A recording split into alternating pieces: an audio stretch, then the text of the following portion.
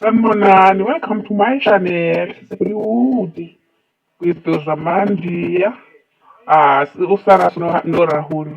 Basemathandweni. Babhekene ngamehlo uthando. After ubunzima olubuhlungu abadlule kubona, kodwa basabambene, basamile ethandweni labo. Kusho ukuthi into yabo yayisekiwe kwasemaphakathini. Ukuthi pretty or no pretty. Bona bobabili badalelweni bawosofasilahlane. uRahul noSarasu kwistori esisho sizithu basemathandweni, bayathandana futhi babambene kakhulu. Ingane ikhona and babambisene nje kakhulu nonkosikazi. Njengoba wayengamfuni uSarasu, this time aye uyamseka, uyamthanda futhi umakoti wakakhe. Angabulala umuntu ngomakoti wakwakhe, ndlela le amthanda ngayo. Nawe uyazisola ukuthi mhlawumbe wayidakwe yini avumele labo sathane abangena kwakhe uPretty noShayman. Ugele uyazisola ejele, uyacabanga isikhathi esingaka wadlala ngaso, enikezwe ithuba uPretty. Yena wadlala usuke wabayiqola kankosikazi, wazenza indlalifa kanti amafa khona wonke. Kanti uqhathwe noSarasu, uSarasu uzobona ukuthi isigebenga lesi.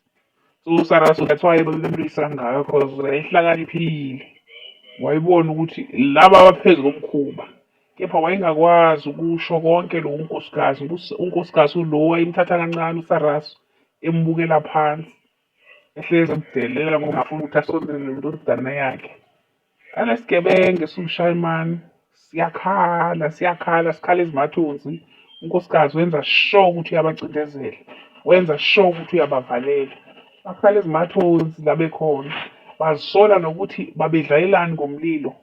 Bedlala ngonkosikazi. Unkosikazi umuntu omkhulu kangaka, uhlala phezulu namaminista olapha kuleya level yabo premier. Phela unkosikazi mkhulu kakhulu, siyambona nathi ukuthi uphethe izikhungo ezinkulu zemfundo, umuntu ophezulu, umuntu ohlonishwe kakhulu. Nangu-ke uSarasu simbona nendodana yabo benoRahul, kumnandi nje wonwabile. uMrs Prasad wangempela, hayi liya fake kaPretty yayizenza ingena ngopotsho. Angenwa ngopotsho, kungenwa ngomnyango, not ngepotsho. Uma ungena ngopotsho isela, ngena ngomnyango. uSarasu wangena ngomnyango, uPretty wangena ngopotsho. Ngita ucofe usubscribe kumahala ha, awukhostwa nesent. Cofa nje usubscribe wena, simane siqhubekile sibheke iy'ndaba kaSarasu. Nangu ubaba wenu, ubaba wekhaya uMr Prasad.